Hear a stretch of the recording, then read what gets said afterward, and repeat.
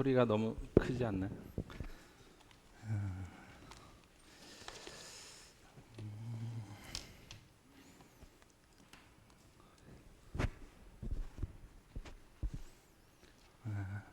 우리 성도님들은 그 투표 잘 하셨나요? 성도님들이 뽑은 종이 당선이 되셨나요? 우리가 그 유세할 때 보니까 종이라는 그 소리를 많이 하더라고요. 섬기겠다고.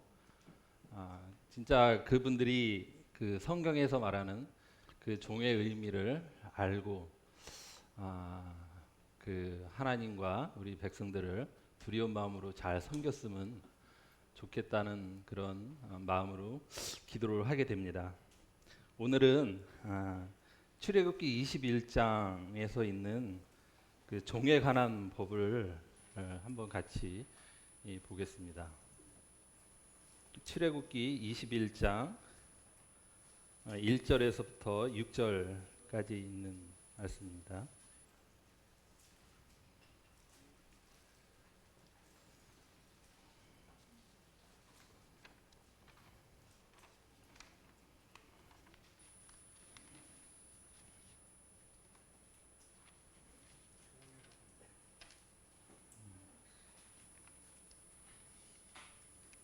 다 찾으셨으면 이렇게 형제자매님이 교독을 하시면 좋을 것 같습니다. 제가 이렇게 목 상태가 목이 조금 좋지가 않아서 좀 양해를 좀 부탁드리겠습니다.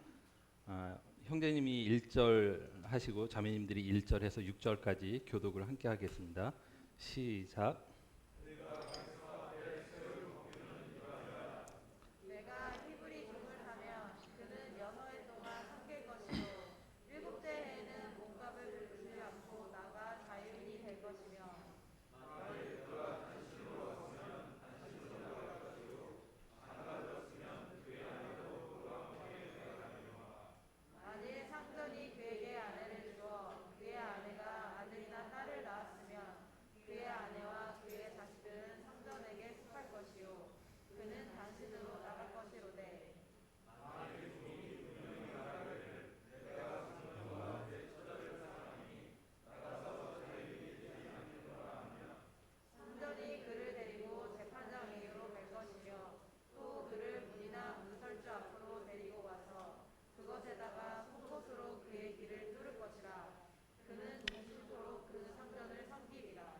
네, 감사합니다.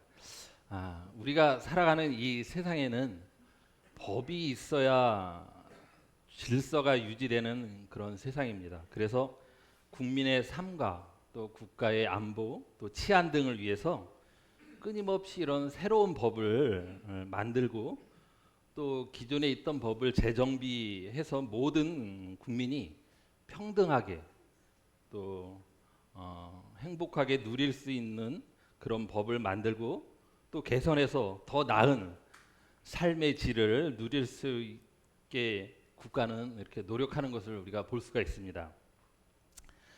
모든 법을 주시는 분은 우리가 성경에서 봤듯이 천지를 창조하신 하나님이십니다. 오늘 본문 속에서 이스라엘 백성에게 주신 하나님의 법에 대해서 살펴보는데 이 법은 종에 관한 법입니다. 종은 자신을 내려놓고 자신을 온전히 내려놓고 내어주어서 주인을 섬기는 자입니다. 구약 시대에는 이 품꾼과 종이 있었습니다. 품꾼은 삭슬 위해서 그들은 돈이 목적이었습니다. 반면 종은 그 상전의 소유물로서 그들의 생사 화복이 그 상전에 속해 있었습니다. 성경에는 이 두 종들과 같이 주인의 일을 맡은 자들에 대해서 두 가지 샘플로 이렇게 제시하는 것이 있는데 그 원어로는 디아코노스와 둘로스라는 그 단어입니다. 이 디아코노스는 일꾼과 종에 관하에 대해서 설명을 하는 것으로 책임을 맡아 자원하는 심정으로 봉사하는 사람을 말하면 여기에는 자발성이라는 그 특징이 있다고 합니다. 그리고 둘로스는 이것은 종과 노예의 관계에 대해서 설명한 것으로 주인에게 완전히 종속된 그런 존재를 말합니다. 성경에서도 사도 바울이 자신을 예수님의 종이라고 표현을 했고, 이 사도 바울은 자신의 생명이 그리스도에게 온전히 맡겨져 있기 때문에 이 표현을 쓰지 않았나 싶습니다.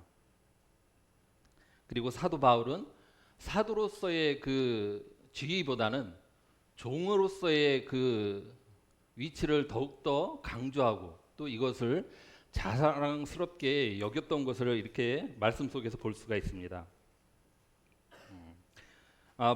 본문 속의 이 자유함으로 귀를 뚫는 종에 대한 법은 이스라엘 백성이 출애굽한 후에 주신 법입니다.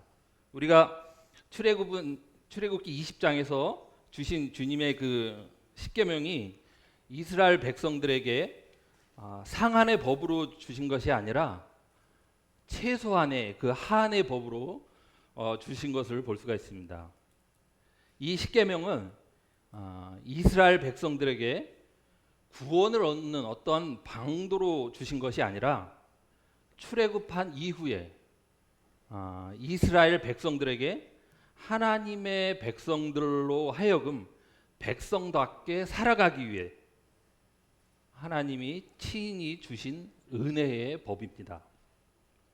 단 한 번도 이 율법대로 너희가 행하면 또 율법대로 행하면 이 가나안 땅에 들어갈 것이라고 어떤 조건부로 주신 것이 아니었습니다. 너희가 가나안 땅에 들어간 다음에 그 땅이 너희를 토해내지 않게 하기 위하여 이 율법에 순종하여 살라고 주신 법입니다. 이스라엘 백성들이 광야에서 하나님에 대한 체험한 것은 그들은 하나님께서 그들을 돌보시고 또 인도하시고 또 함께 하시는 하나님의 은혜를 체험한 것입니다. 그래서 하나님의 은혜를 경험한 또 하나님의 구원을 받은 사람들에게 주시는 행복의 율법인 것입니다. 그런데 하나님은 모세에게 이 계명을 알려주신 다음에 첫 번째 규례로 이 종에 대한 법을 말씀하고 계십니다. 왜 이 많은 법 중에 이 종에 관한 법을 먼저 말씀하셨을까요? 이것은 예언의 시에서 이렇게 적혀 있습니다. 이 종에 관한 법에는 배경에 대해 이렇게 설명을 하고 있습니다. 백성들의 마음은 노예 생활과 우상 숭배로 하나님께서 주신 이 십계명에 대한 원대한 원칙을 온전히 이해하지 못했기 때문에 이 계명에 대한 원칙을 잘 이해하고 또 이행되게 하기 위해서 이 법을 주셨다고 이렇게 적혀 있습니다. 그런데 이 종은 하나님이 이들에게 어떤 은혜를 베풀어 주셨는지 오늘 본문 속에서 함께 나누고자 합니다. 종에는 두 가지가 있습니다. 육신적인 종과 영적인 종이 있습니다. 이 세상적으로 이 종이라는 신분은 어찌 보면 한 개인에게는 매우 수치스럽고 또 자존심이 상하는 그런 신분이기도 합니다. 또 어떤 때는 그 개인에게 매우 가슴 아픈 그런 단어로 다가올 수도 있습니다. 반대로 영적으로는 주님 안에서의 이런 종이라는 신분은 수치스러운 것보다 하나님의 종으로서 불려지는 이 신분은 매우 영광스럽고 또 거룩한 하나님의 사명을 받고 살아가는 자랑스러운 신분인 것입니다. 그래서 하나님을 믿는 성도는 하나님의 종이자 그리스도의 종이기도 한 것입니다.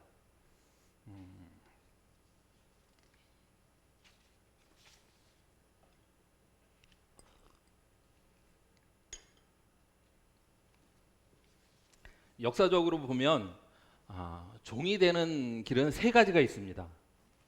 첫 번째가 한 국가가 전쟁에서나 아니면 다른 나라로부터 정복을 당하면 노예가 되는 것입니다. 이것은 우리나라의 역사에서도 있었던 것이고 또 성경 속에서 이스라엘 민족이 경험했던 그런 그 이야기입니다. 두 번째로 태어나면서 노예가 되는 것입니다. 이것은 부모의 신분에 따라서 정해지는 것으로 내가 원치 않는 그런 억울한 경우 저절로 태어나 보니 종이 되어 있는 그런 경우입니다. 오늘 본문 속의 4절에서 노예 남자가 상전이 그 아내에게 그 상전이 그 종된 남자에게 아내를 주어서 난 자식, 딸이나 아들이 그런 경우에 속한 것입니다. 이거는 자기가 원해서 그런 것이 아니라 그 부모의 신분에 따라서 저절로 종이 된 경우를 말하고 있습니다. 우리나라에서도 이런 역사적으로 볼 때 이런 제도가 있는 것을 또 볼 수가 있습니다. 세 번째로 빚 때문에 노예가 되는 경우입니다. 빚을 갚을 수 없는 경우 노예로 팔리는 것을 말을 하고 있습니다. 레위기 25장 39절을 같이 함께 보시겠습니다. 레위기 25장 39절에서 40절입니다.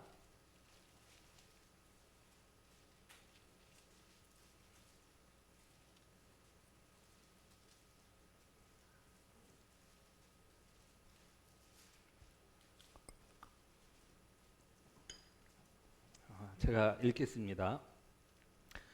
너와 함께 있는 네 형제가 가난하게 되어 내게 몸이 팔리거든 너는 그를 종으로 부리지 말고 품꾼이나 동거인과 같이 함께 있게 하여 희년까지 너를 섬기게 하라. 빚을 갚지 못해서 종이 되는 경우가 이 경우입니다. 육신적으로 종이 되는 것과 영적으로 종이 되는 것을 보면 비슷한 것을 볼 수가 있습니다. 첫 번째가 예수님을 믿고 구원받기 전에 우리의 모습은 어떤 모습이었습니까? 로마서 1장 28절에 보면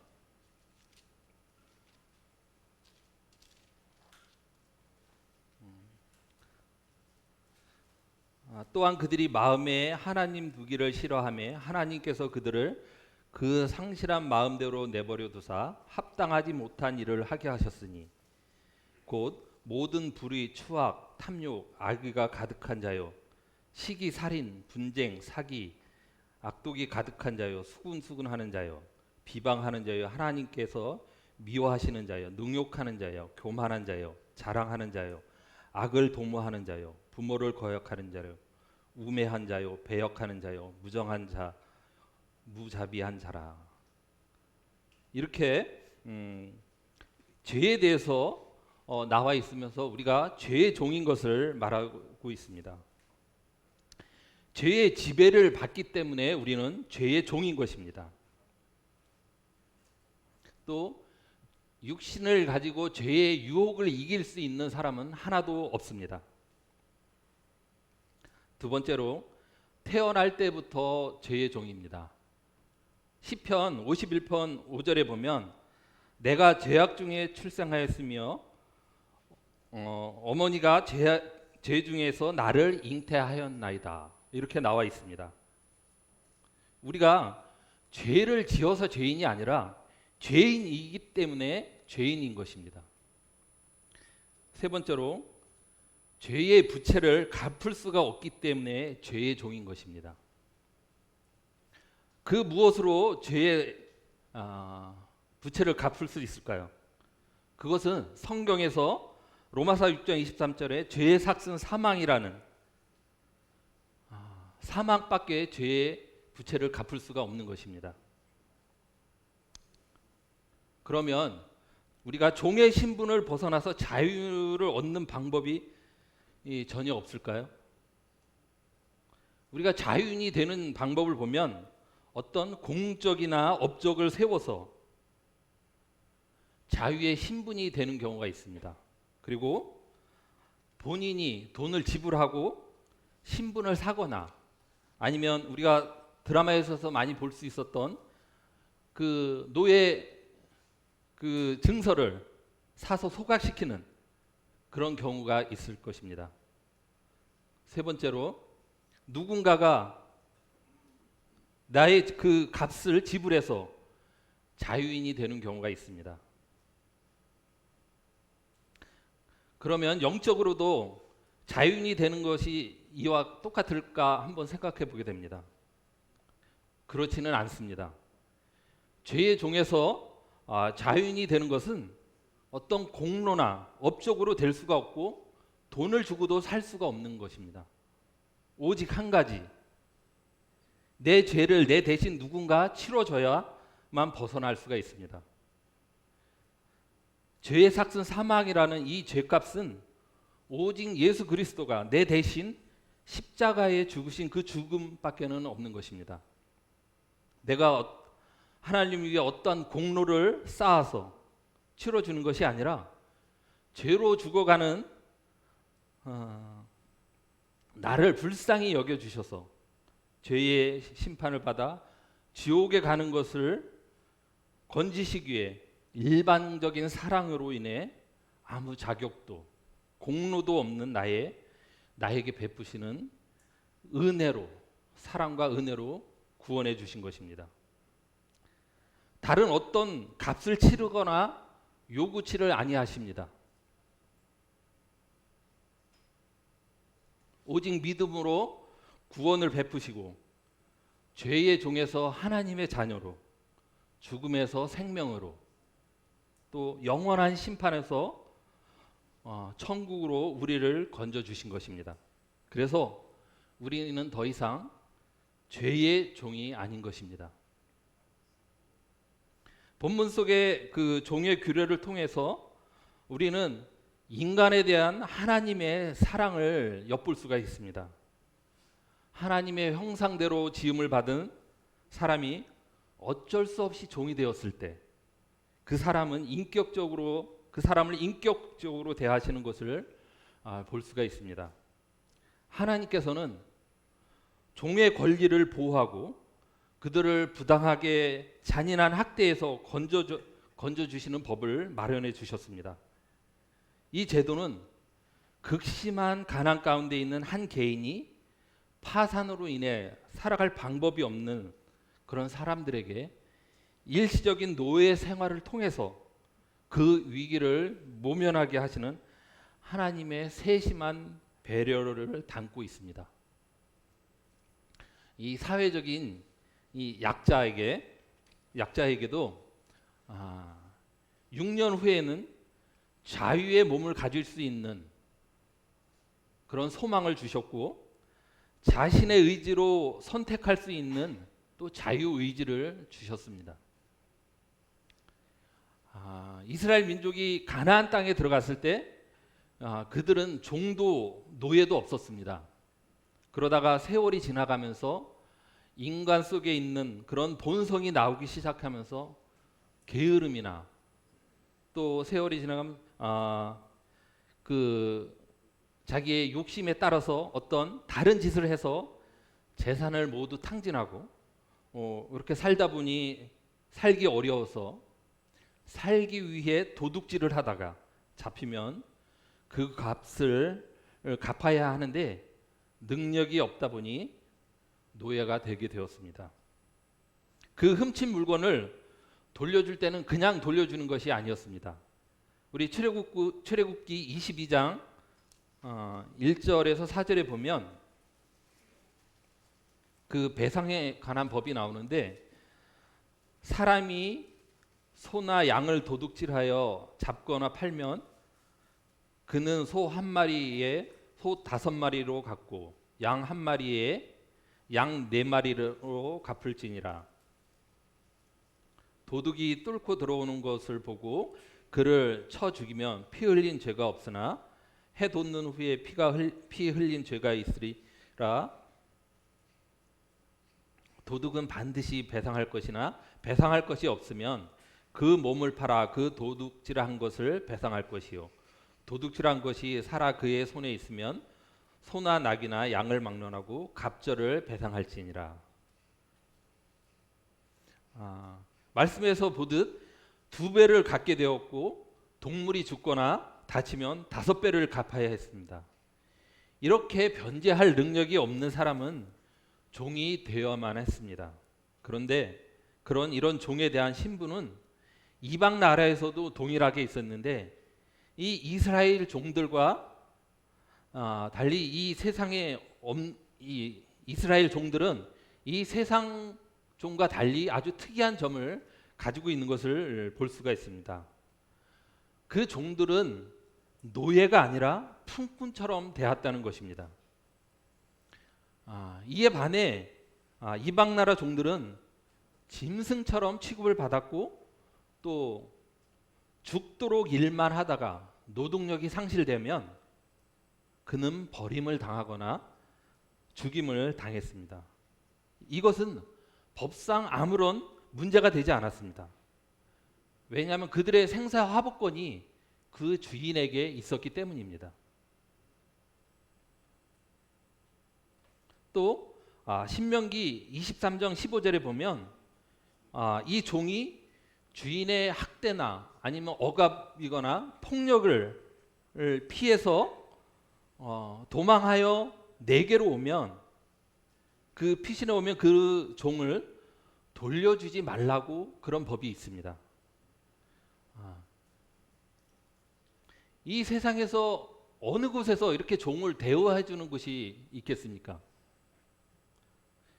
또 성경에서는 오네시모의 예를 보듯이 그는 종으로 있다가 탈출해서 로마에 잡혀서 감옥에 갇힌 것을 볼 수가 있습니다. 근데 그 로마법으로는 그 탈출한 오네시모를 죽여도 아무런 문제가 되지 않았습니다. 근데 하나님의 법은 종을 돌려보내지 말라고 하십니다. 왜 그런 말씀을 하셨을까요? 그들이 과거에 애굽에서 종살이를 했기 때문입니다. 그들은 종살이의 비참함을 겪었고 또 그것을 통해서 그 종의 그 서러운 그런 면들을 알았기 때문입니다. 그래서 동족을 노예로 삼지 말라고 하셨습니다. 그리고 그들을 품꾼으로 대하라고 말씀하신 것입니다. 그것이 신명기 15장 12절에서 15절에 나와 있습니다. 신명기 12장 15절을 같이 한번 찾아보겠습니다.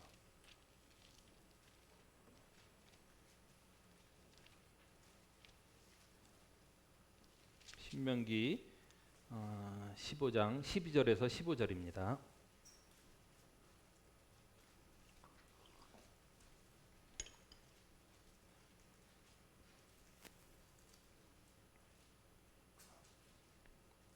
제가 읽겠습니다. 내 동족 히브리 남자나 히브리 여자가 내게 팔렸다 하자 만일 6해 동안 너를 섬겼거든 7해에는 너는 그를 놓아 자유롭게 할 것이요 그를 놓아 자유하게 할 때에는 빈손으로 가게 하지 말고 내 양무리 중에서와 타작마당에서와 포도주 틀에서 그에게 후히 줄지니 곧 내 하나님 여호와께서 내게 복을 주신 대로 그에게 줄지니라. 너는 애굽 땅에서 종되었던 것과 네 하나님 여호와께서 너를 속량하셨음을 기억하라. 그것으로 말미암아 내가 오늘 이같이 내게 명하였노라.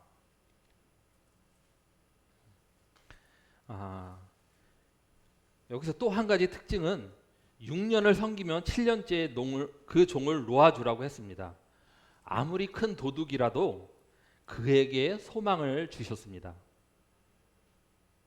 세상 어떤 나라가 종을 이렇게 대하는 나라가 있을까요? 이방의 종들은 한 번 종이 되면 영원히 종으로 살다가 또 그 후손에게도 계속해서 이어지는 것을 볼 수가 있는데, 그런데 여기서는 6년 후에 종이 자유인이 되는 이런 법은 세상 어느 법전에도 없는 것을 보게 됩니다. 그가 7년째 자유로이 나갈 때 그를 그냥 보내지 말고 6년치 일한 대가를 후이쳐서 보내주었습니다. 이것은 그가 나가서 새로운 삶을 살 수 있는데 도움이 되게 해주는 것이었고, 또 다시는 종이 되지 않게 하기 위한 하나님의 세심한 배려인 것입니다. 이것이 히브리 종의 특징입니다. 이것은 종을 품꾼을 넘어 형제처럼 대한 것입니다. 또 한 가지 특징은 빚을 다 갚고 풀어주겠다고 하는데, 이 주인과 함께 영원히 있고 싶어서 주인을 떠나지 않겠다는 종의 그 모습입니다. 그러면 그 주인은 종을 데리고 재판장에게로 가서 사정을 말하고 그 종의 귀를 문설주에 대고 송곳으로 귀를 뚫고 그는 영영 주인의 종이 되는 의식을 하는 것입니다. 이 귀를 뚫는다는 것은 주인의 영원한 소유의 표시로 주인의 말을 귀담아 듣고 또 주인의 말만 듣겠다는 뜻이 담겨져 있는 의식인 것입니다. 우리가 남녀가 결혼을 할 때 반지나 목걸이, 팔찌, 또 귀걸이 이런 예물을 주는 것을 보게 되는데, 그 예물에는 그 각각 뜻이 다 담겨 있다고 합니다. 이 귀걸이는 나는 당신의 종으로서 영원히 당신을 섬기겠습니다라는 의미를 가지고 있다고 합니다. 저도 결혼할 때 자매한테 이 귀걸이를 해준 경험이 있는데, 그 바람에 지금 딸랑거리는 종으로 열심히 일하며 섬기고 있습니다. 아마 그때 귀걸이를 안 해줬으면 이렇게 살지는 않았을 것 같은데, 그 귀걸이를 해주는 바람에 이렇게 종으로 열심히 섬기고 있습니다. 이 본문 속 종은 왜 자유를 찾아가지 않고 귀를 뚫었을까? 그것은 상정과 처자를 사랑해서입니다. 이 동기는 바로 사랑에 있는 것입니다. 상전의 사랑과 은혜에 감격해서 자기의 인생을 맡겨도 될 만한 신뢰가 있기에 순종하고 살겠다고 한 것입니다. 이것은 억지로 한 것이 아니라 자발적으로 스스로 귀뚫은 것입니다. 이 귀를 뚫는다는 것은 보통의 마음가짐으로는 할 수 없는 것입니다. 이 귀를 뚫는다는 것은 겉으로 드러나는 것이기 때문에 그의 신분이 드러나고 또 지난날 왜 자기가 종이 되었는지를 드러내는 것이기에 어찌 보면 종에게는 매우 부끄러움을 드러내는 것입니다. 그렇지만 또 한편으로는 종이지만 당당함으로 이제는 모든 잘못을 뉘우치고, 지난날의 모든 잘못을 뉘우치고 또 모든 그 채무를 변제하고 이제는 떳떳하게 죗값을 갚고 사랑으로 자발적으로 종이 되어서 주인의 사랑과 은혜에 감사하며 또 처자식을 사랑해서 가정을 지켰다는 당당함을 드러내는 교훈을 주고 있는 것입니다. 이 종의 귀를 통해 또 주인의 어떠함이 드러나기도 합니다. 이 주인은 이 종을 사랑으로 대해주고 그 종이 자유를 찾아 나가는 것보다 주인의 그늘 아래 있는 것이 더 안전하기 때문에 자발적으로 종이 되어서 주인의 의로움을 또 드러내는 그런 모습을 또 볼 수가 있습니다. 이 성경에서는 종과 주인의 관계에 대해서 윤리적인 가르침을 교훈하고 있습니다. 이 양자 간의 권리와 또 의무, 책임 등을 사도 바울을 통해 교훈하고 있는데, 골로새서 4장 1절을 함께 보시겠습니다. 골로새서 4장 1절입니다.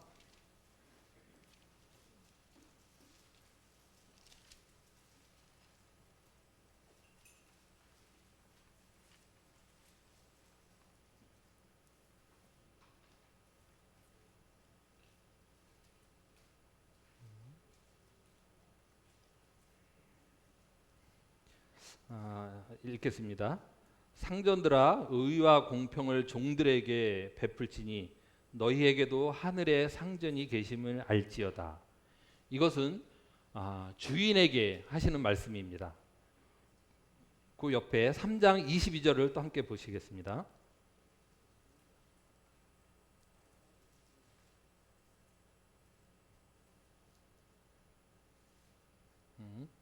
종들아, 모든 일에 육신의 상전들에게 순종하되 사람을 기쁘게 하는 자와 같이 눈가림만을 하지 말고 오직 주를 두려워하여 성실한 마음으로 하라.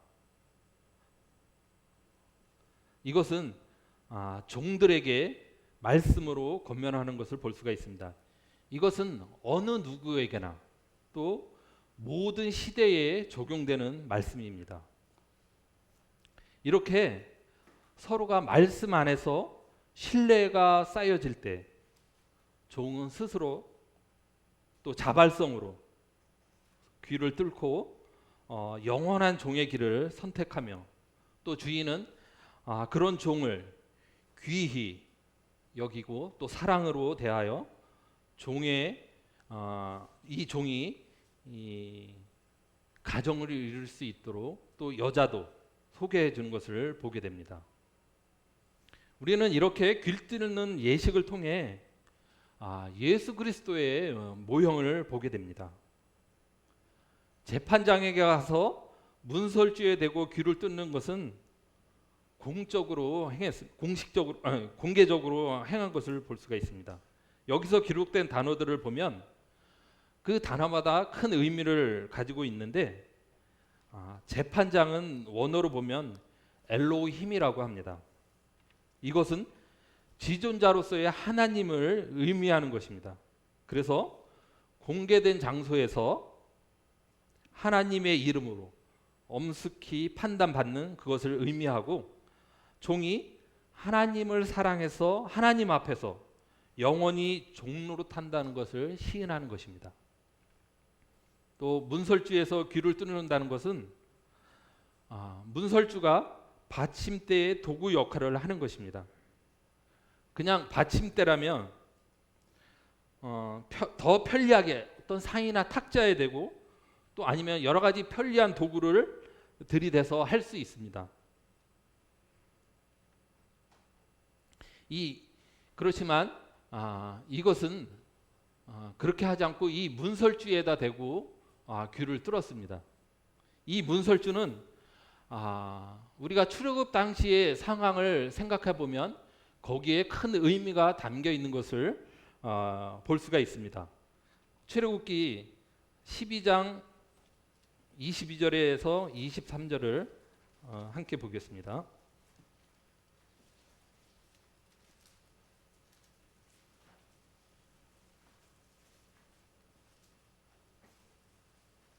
출애굽기 12장 22절에서 23절입니다.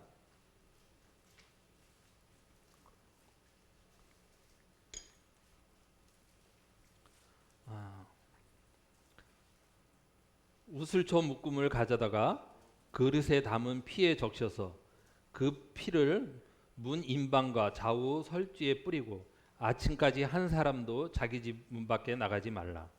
여호와께서 애굽 사람들에게 재앙을 내리려고 지나가실 때에 문 인방과 좌우 문설주의 피를 보시면 여호와께서 그 문을 넘으시며 멸하는 자에게 너희 집에 들어가서 너희를 치지 못하게 하실 겁니다. 이 출애굽 당시 이스라엘 백성은 흠없는 어린 양을 잡아 피를 문설주에 발랐습니다. 그 당시 이 이스라엘 백성은 이 의미를 잘 알지 못했지만 이것은 하나님의 독생자가 그들을 위해 죽을 것을 나타내시는 예시들이었습니다. 문설주에 뿌려진 이 어린 양의 피와 문설주에 박혀 흘려진 이 종의 피는 신약에서 예수 그리스도께서 종으로 오셔서 행하실 일을 보여주신 것입니다. 예수님은 아버지 앞에서 귀를 뚫은 종으로 사셨습니다. 빌립보서 2장 6절에서 8절을 보면 죽기까지 순종하심으로 우리가 구원의 선물을 받을 수 있게 되었는데, 그러기에 성도는 예수님의 것으로 부르심을 받는 자들입니다. 그런 자들에게 직접 본을 보여주시며 삶의 방향을 제시해 주셨습니다.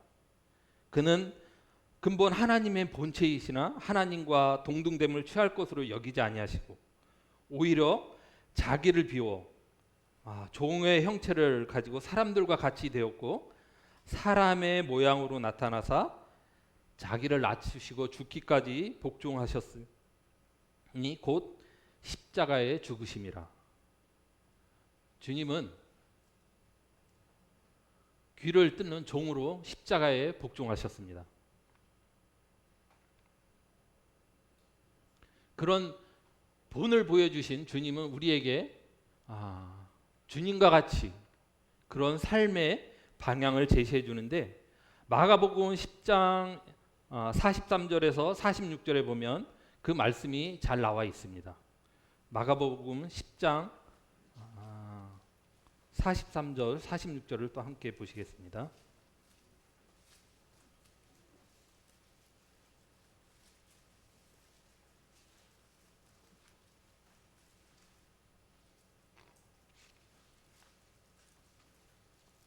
마가복음 10장 43절 43절에서 45절입니다. 함께 읽겠습니다. 너희 중에 그렇지 않을지니 너희 중에 누구든지 크고자 하는 자는 너희를 섬기는 자가 되고 너희 중에 누구든지 으뜸이 되고자 하는 자는 모든 사람이 종이 되어야 하리라. 인자가 온 것은 섬김을 받으려 함이 아니요 도리어 섬기려 하고 자기 목숨을 많은 사람의 대속물로 주려 함이라. 누구든지 으뜸이 되고자 하는 자는 모든 사람의 종이 되어야 한다고 말씀하셨습니다. 세상에서는 집권자들이 임으로 권력을 휘두르지만 주님 안에서는 섬기는 자가 으뜸이라고 하시며, 인자가 온 곳은 섬김을 받으려 함이 아니라 도리어 섬기려 하고 자기 목숨을 많은 사람의 대속물로 주려 함이라 하며 주님의 종되심을 말씀하고 계십니다.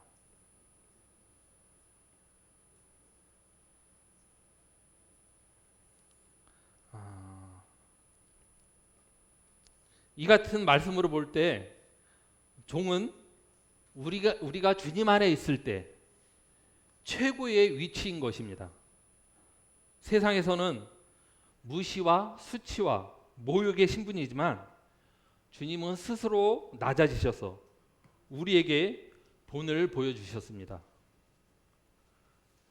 그런 본을 따라서 때로는 하나님의 사랑에 감격하여 스스로 하나님의 몸된 교회에서 자원하는 종으로 우리는 섬기고 있습니다.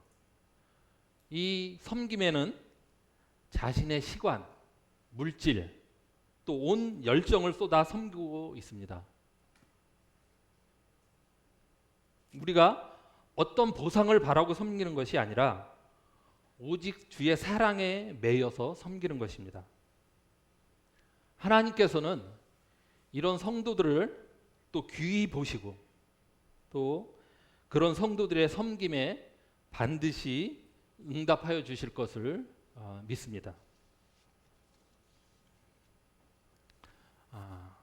지금 우리가 살아가는 이 시대에서는 종이라는 신분을 경험하기에는 쉽지 않을 것입니다.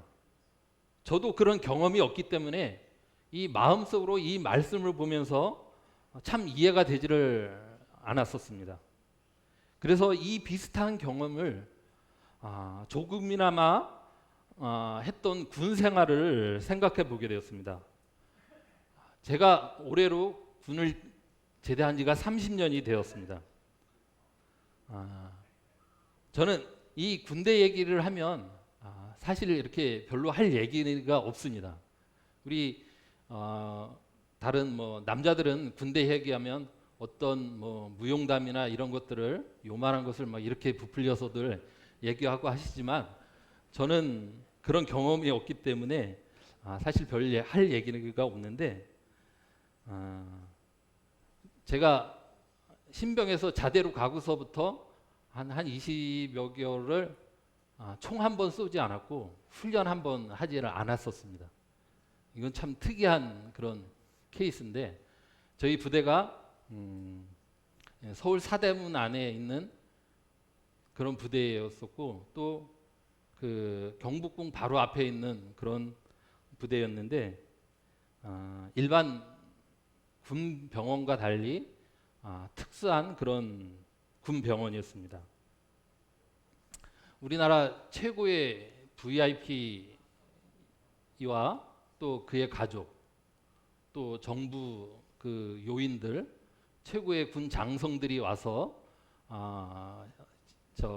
치료하고 또 신체 검사를 받고 그런 병원이었는데 제가 그러니까 그 병역을 할 때가 노태우 대통령 말서부터 김영삼 대통령 그 초기까지 거기서 근무를 했었고 또 이 병원 그 부대 특성상 이런 군 보안이 굉장히 철저한 그런 부대에서 지금도 이렇게 말하는 것이 좀 조심스럽기는 한 경우인데 이제 30년이 지났으니까 한 15가 지났기 때문에 별 문제가 없을 것 같습니다. 거기서 제가 1호차 운전병을 했습니다. 그 병원장 운전병을 했는데 그 병원장에게 그 딸린 식구가 이제 운전병하고 그 당번병 둘, 그다음에 그 선임하사 하나, 군무원 이렇게 이제 5명이 있습니다.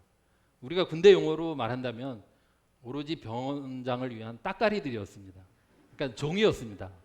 그래서 우리 이번 대선 때 이렇게 어느 후보 부인이 했던 그런 일들도 저희가 많이 했습니다. 좀 다르기는 하지만 근데 강원도 촌놈이 서울에 와서 이 군생활을 한다는 게 쉽지 않았습니다. 특히 운전병이었기 때문에 그 당시에는 또 이 내비게이션이 없었어요. 어디를 찾아가면 이제 아침에 스케줄을 받고 이제 스케줄을 받고 어디로 이동한다고 이렇게 받으면 그걸 지도를 찾아서 다 이렇게 기록을 했어요.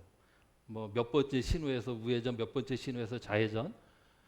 그렇게 해서 이 생활을 했기 때문에 이 스트레스가 굉장히 심했었습니다. 그래서 그 당시에 그 스트레스성 위험이 생긴 게 이제 지금도 가끔씩 이렇게 스트레스를 받으면 그 위험이 재발하고 그런 경우가 있었는데 이 군생활 그 당시에 군생활 하셨던 분들은 지금의 그 사병들이 얘기하는 인권이나 이 갑질 문화에 대해서는 전혀 이렇게 참 콧방귀를 낄 그런 정도의 그런 시절이었습니다. 우리가 얼마 전에도 그 어느 사성 장군 그 당번병이 갑질당했다고 신고를 해서 그 장군이 이렇게 이제 어려움을 당한 경우가 있었는데 저는 그게 충분히 이해를 합니다. 그게 어떤 경우라는 것을 제가 했기 때문에. 근데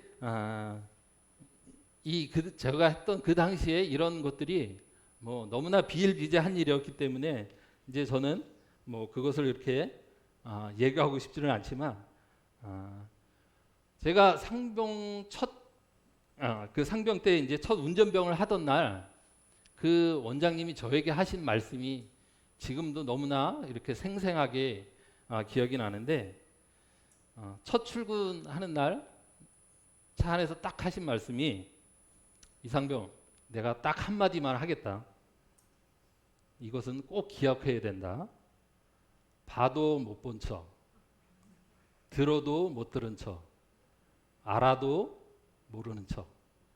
이것은 소경이 되어야 되고 장님이 되어야 되고 벙어리가 되어야 된다는 것입니다. 왜 그랬을까요? 뭐 군 특성상 보안의 문제도 있었을 것입니다. 아니면 자기의 어떤 떳떳하지 못한 일, 사생활 그런 것이 있을 수 있습니다. 이 자리에서 제가 그런 말씀을 다 드릴 수는 없지만 저에게는 이런 것들이 굉장한 스트레스였습니다. 그래서 빨리 제대한 날짜만 기다렸고 또 빨리 이런 생활을 벗어나기를 바랬던 그런 기억이 있었습니다. 이것은 우리가 주님 안에서 주님의 성격할 때 율법적으로 매여 있는 그런 종과 같은 그런 심정이 아니었을까 그런 생각을 하게 됩니다. 이에 반해 우리의 영원한 주인 되신 주님은 어떠신 분이십니까? 선하시고 의로우시고 거룩하시고 사랑과 은혜가 넘치시는 그런 주님이십니다.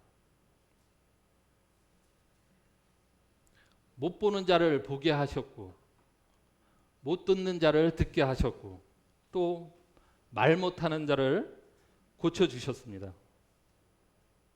주님은 그들에게 때가 이를 때까지 말하지 말라고 하셨습니다.